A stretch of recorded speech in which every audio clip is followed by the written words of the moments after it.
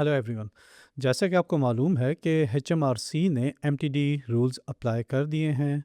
2026 से तमाम वो अफराद जिनकी ग्रॉस कंबाइंड इनकम 50,000 से ज़्यादा है, उन्हें साल में 4 दफ़ा अपनी सबमिशंस करनी है।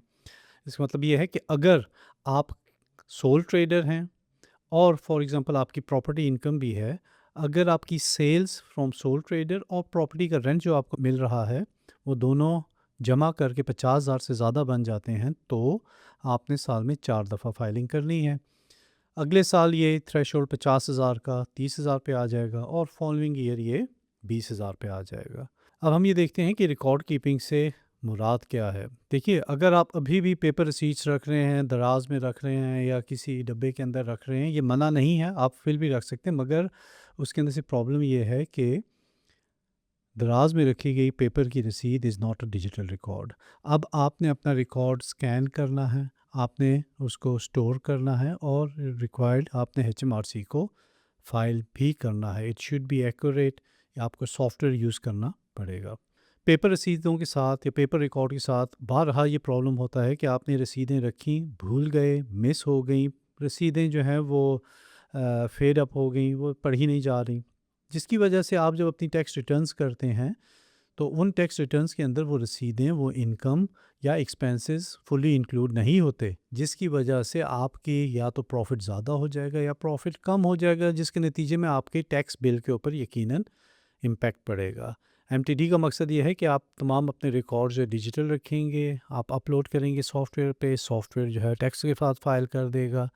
आप अपने बैंक को भी लिंक कर सकते हैं, अपनी ट्रांजैक्शंस लिंक कर सकते हैं, तमाम सेल्स और एक्सपेंसेस आप सॉफ्टवेयर के थ्रू फाइल करेंगे। हर क्वार्टर में आपको फ़ाइल करना है, हर 3 महीने बाद फ़ाइल करना है और साल के आखिर में आपने अपनी सालाना रिटर्न फिर भी फ़ाइल करना है।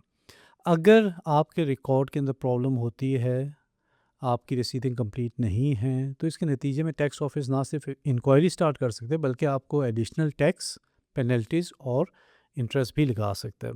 फॉर एग्जांपल कि अगर एक शख्स है, कोई सोल ट्रेडर है, उसकी 2-3 हज़ार की इन्वॉइसेस कम थी और वो उसको नहीं मिली, इसका मतलब है उसने रिकॉर्ड करके अपनी टैक्स रिटर्न में नहीं डाली, जिसके नतीजे में उसका प्रॉफिट ज़्यादा हो गया और उसके नतीजे में उसे 20% या 40% टैक्स एक्स्ट्रा देना पड़ेगा। सो मकसद ये है कि तमाम चीज़ें रिकॉर्ड पे आ जाएं, एचएमआरसी के पास टाइमली फाइलिंग हो जाए और आप अननेसेसरी स्ट्रेस साल के आखिर में उसको अवॉइड कर सकें। तो इसका तरीक़ाकार क्या होगा? आप सॉफ्टवेयर यूज़ करेंगे या आपके अकाउंटेंट्स आप सॉफ्टवेयर यूज़ करेंगे।